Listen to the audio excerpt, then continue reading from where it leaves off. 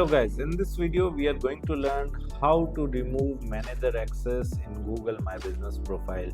Might be you have added someone as a manager in your Google My Business listing and now that particular person have left the job and you want to remove the manager access, right? So how you can do that? So first of all, simply search on Google the business name, or you can search for My Business keyword using the same Gmail account from which you have created that Google My Business listing. And then you need to click on this triple dot, and here in the business profile settings, people and access, and you can simply select that person whom you want to remove, right?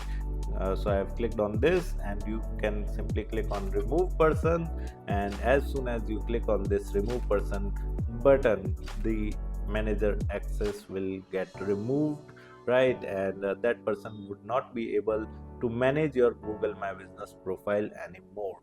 If you want to learn digital marketing course in detail, then kindly check out our video description. I have mentioned my website link over there. Just simply visit to our website, explore our digital marketing course, and you can purchase the course from there. Thank you so much. If you want to learn digital marketing for free, then subscribe Digital Bikana YouTube channel right now.